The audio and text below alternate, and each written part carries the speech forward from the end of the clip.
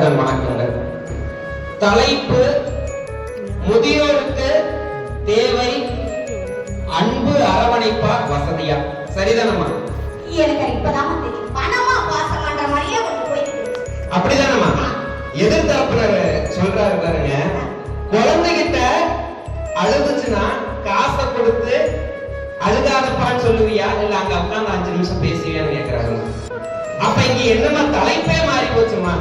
அதாவது பணம் அப்படின்றது வசதி, பணம் அப்படின்ற ஒரு வார்த்தையில போயிட்டு அம்மா, வசதி அப்படிங்கிறது அடிப்படை தேவையை தான் வசதி அப்படிங்கிறாங்க. அப்படிதானே? இப்ப நான் அன்பு காட்டுறேன் அப்படின்னு சொல்லிட்டு அன்பை மட்டும் காட்டுக்கிட்டு இருந்தா போட்டிருக்கிற சட்டம் எப்படிப்பா வந்தது? சாப்பிடுறதுக்கு சோறுமா? கண்டிப்பா. அப்ப அந்த அண்ணன் நினைத்து இருக்கிறது வசதி தானே நினைத்து இருக்கிறது. படுத்து தூங்குறோம், வீட்டுல படுத்து தூங்குறோம். நமக்கு 3 அடிப்படை வசதிகள் சொல்லி தந்திருக்காங்கம்மா. அம்மா, எங்க படிக்க ஸ்கூல்ல எல்லாம் எங்களுக்கு என்ன சொல்லி கொடுத்தாங்கன்னா, அடிப்படை வசதிகள் 3 சொல்லி கொடுத்திருக்காங்க. உண்ண உணவு, உடுத்த உடை, இருக்க இருப்பிடம். ஐயா, நான் அன்பு காட்டுறேங்கயா, சோறு கொடுங்க. கிடைக்குமா? எங்கேயாவது போய் கேட்டு பார்த்திருக்கீங்களா? சோறு கிடைக்குமா? யாரு தண்ணி வெளியே போ சொல்லுவாங்களா, சொல்ல மாட்டாங்களா? இப்ப ஒரு திருமண நிகழ்ச்சிக்கு போறீங்க, யாருன்னே தெரியாது, ஆனா முதியவர், அவர் ஒரு முதியவர், உண்ண உணவு இல்ல. அந்த மண்டபத்துக்குள்ள போறாங்க. ஐயா, ரொம்ப பசிக்குது, நான் நிறைய பேருக்கு அன்பு காட்டினேன், யாராவது சோறு போடுவாங்களா? சோறு போடுவாங்க? போட மாட்டாங்க. போட மாட்டாங்க. நைட்டு தூங்கணுமா? தெருவில் கொடுத்து எத்தனை பேர் தூங்குறாங்க? கரெக்ட். ரோட்ல விளக்கு இல்லாம, ஒரு வசதி எதுவுமே இல்லாம, சாப்பிடுறதுக்கு சாப்பாடு இல்லை, போட்டுக்கிறதுக்கு சரியான துணி இல்லை. ஐயா, நான் அன்பு காட்டுறேங்க. அந்த முதியவர்கிட்ட ஐயா நான் அன்பு காட்டுறேன்னு சொல்லி நின்னா அந்த ஐயா, சரி அதெல்லாம் விடுங்கம்மா, இப்ப நம்ம வீட்டுல ஒரு தாத்தா பாட்டி இருக்காங்கன்னு வச்சுக்கோங்க, சரிங்களா? இப்போ பாட்டியை கிட்ட போய் டெய்லி பேசுறோம், 5 நிமிஷம் பேசினா போதும் நாங்கம்மா, 5 நிமிஷம் பேசினா போதும், டெய்லி 5 நிமிஷம். ஐயா, இவன் என்ன எப்ப கேட்டாலும் 5 நிமிஷம் வந்து பேசிக்கிட்டே இருக்கீங்க, இந்த ஃபேன் ஓட மாட்டேங்கிற, ஒரு இது பார்க்க மாட்டேங்கிறீங்க, சோறு தண்ணி இல்ல, அந்த சோறு தண்ணிக்கு சோறு கொடுத்த ஒரு 10 ரூபா காசு கொடுக்க மாட்டேங்கிறீங்க, ஒரு மாத்திரை வாங்குறதுக்கு 10 ரூபா காசு கொடுக்க மாட்டேங்க, சொல்லுவாங்க சொல்ல மாட்டாங்க.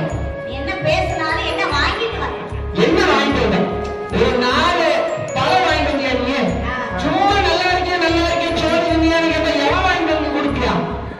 கேட்பாங்க கேட்க மாட்டாங்க. எல்லாம் பாட்டுக்கிட்டு என்ன சொல்லலாமா வேணாம்? பேர வந்தியா ஊர்ல இருந்து, நல்லா இருக்கியா அப்படின்னு கேட்டு போயிட்டியா?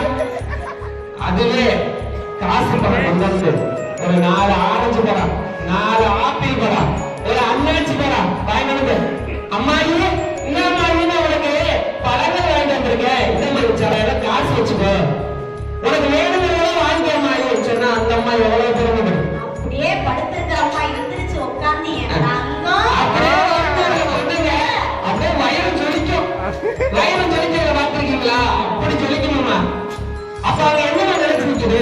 வசதி தானே நினைச்சிருக்குது. சரிங்கம்மா, இதெல்லாம் விடுங்க. இப்போ வெளிநாட்டுக்கு போயிட்டாங்க, எதுக்குமா போகணும்? பிள்ளைங்க வெளிநாட்டு போய் படிக்கணுங்கிறாங்க, வெளிநாட்டுல போய் வேலை செய்யணுங்கிறாங்க, எதுக்குமா? காசு தானே.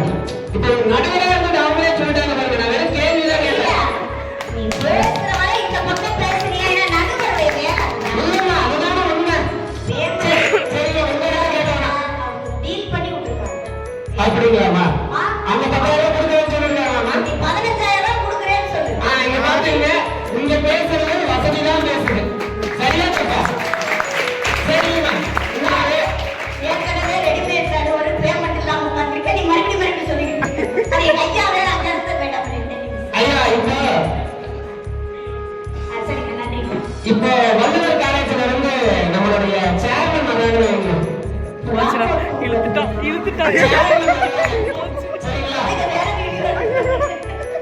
சேர்மன் வராங்க, இங்க உட்கார்ந்துட்டு, ஐயா நான் உங்க மேல எவ்வளவு பெரிய அன்பு வச்சிருக்கேன் தெரியுமா? சேர் கூட போயிடல அந்த இடத்துல, நான் எவ்வளவு பெரிய மனுஷன் வந்திருக்கேன், ஒரு சேர் போட்டு வாங்க கேட்பாங்களா? கேட்க மாட்டாங்க, கண்டிப்பா கேட்பாங்க. அப்ப இங்க இடத்துல நம்ம சேர் அப்படிங்கிற ஒரு வசதி முக்கியமா தேவைப்படும். அப்படிதானே? கண்டிப்பா. சரிங்கம்மா, எல்லாமே முடிஞ்சது. ஆண்டு அனுபவிச்சு முடிச்சிட்டாங்க. 4 பேர் அந்த அவரை தூக்கி போகணும். இறந்து போயிட்டாங்க. இறந்து போயிட்டாங்கன்னா அந்த 4 பேர் கடைசி காலகட்டம். கடைசி காலகட்டம். ஐயா, எங்க அப்பா மேல எங்க அக்கா மேல நான் அவ்வளோ பாசம் வச்சேங்களா? சரிங்களா? அவ்வளோ பாசம் வச்சேன். ஆனா விட்டு விட்டு போயிருச்சே, ஒண்ணுமே வைக்கல. நான் வாழ்றதுக்கு கூட ஒரு 10 பைசா வைக்காம செத்து போச்சு. இது யார் கொண்டு கரைச்சிருக்காங்க? சொல்லுவாங்க, சொல்ல மாட்டாங்க. 10 கோடி சொத்து மட்டும் நீ வச்சு பாரு. அப்படியே அதே காத்து கொண்டு வருவாரு. தண்ணியையும் மலர்களையும் முன்னாடி பக்கம். எங்களுடைய பாத்தா இறைவனை சேர்த்தார்னு பேனர் வச்சு மூளைக்கு மூளை வைப்பான். 10 லட்சம் ரூபாய் கடனை மட்டும் வச்சுட்டு போ. வேண்டாம் போயிட்டு அம்மா, அந்த அண்ணன் சொன்னாரு, கடனுக்கு வாங்கி மருத்துவ செலவு பார்ப்பாங்களாமா. திரும்ப யாருமா கடன் கட்டுறது? சொல்லுவாங்க மல்லம்மா. அதாவது, ஐயா நான் அன்பு வச்சிருக்கிறேன், எனக்கு கடன் கொடுங்க. கொடுப்பாங்களா? பத்திரம் வச்சிருக்கியா? அந்த பத்திரமா நான் வச்சுட்டு காசுறேன். என்ன தோப்பு தரப்பு தானே இருக்குதா? வீட்டுல தங்க எவ்வளவு வச்சிருக்க? எத்தனை கிராம் வச்சிருக்க? கேட்பாங்களா, கேட்க மாட்டாங்க. அப்ப எப்படி நான் கடன் வாங்குவீங்க? சொல்லுங்கண்ணே, சொல்லுங்க. நீ நீங்க சொல்லுங்க. பேசிட்டு எங்க டீல் சரிங்களா? அண்ணே, குழந்தைண்ணே, இங்க பாருங்க. நீங்க கேள்வி கேட்டீங்க, பணம் அன்பை மனசுல வச்சுருங்க. நீங்க போய் எங்க பாட்டிகிட்ட பேசுறீங்களா? பாட்டிமா, நல்லா இருக்கீங்களா? கேட்டீங்களா? கேட்க மாட்டாங்க. ஏன்னா காசு இருந்தாலும் நாங்க போக முடியும். நம்மளே படிக்கிறோம், நமக்கே அவங்களாம் காசு கொடுக்கணும். அப்படிங்கும்போது யோசிச்சு பாருங்க, நீ எவ்வளவுதான் அன்பு செலுத்துங்க, அங்க கொஞ்சமாவது வசதி வேணுங்க. சரிங்க? இப்போ நிறைவாக நல்லா போயிருக்கு. நல்லா சொல்லலாமா? எல்லாத்துக்கும் கொடுக்கப்பட்ட நேரங்கள் தானே. அதனால உயிர் பெற்றவர்கள், அதாவது குழந்தைகள் என்ன, சரிங்களா? உயிர் கொடுத்தவங்க, இந்த 2 பேர் பார்க்க வச்சிருக்கீங்க. உயிர் பெற்றவங்க வந்து சுதந்திரமா வெளிநாடெல்லாம் சுத்தி திரிகிறாங்களா? ஆனா உயிரை கொடுத்தவங்க 4 செவத்துக்குள்ள, அதனும் முதியோர் இல்லைன்னு ஒரு 4 செவத்துக்குள்ள. அந்த சோறு சரியா போடுறாங்களான்னு தெரியாது, ஆனா போடுறாங்கன்னு சொல்றாங்க. நம்ம நேரில் பார்த்தாதான் தெரியும். அப்படிதானுங்க? அப்படிதானுங்க? அப்படிதான். அப்போ உயிரை கொடுத்தவங்க சிலைகளை எடுத்தாங்க, உயிரை எடுத்துக்கிட்டவங்க வெளிநாடெல்லாம் சுத்தி திரிகிறாங்க. அதுவே அவங்க வசதியா இருந்திருந்தா அந்த பெத்தவங்களும் சந்தோஷமா இருப்பாங்க, அந்த பிள்ளைகளும் வீட்டோட சந்தோஷமா அப்ப ஆத்தா கூட அவ்வளோ சந்தோஷமா மகிழ்ச்சியா சிரிச்சுட்டு இருப்பாங்க. அப்ப இங்க வசதிதான் நிலைச்சு நிக்குது அப்படிங்கிறத நான் குறிப்பிட்டு சொல்லுகிறேன். வசதி இருந்தா மட்டும்தான்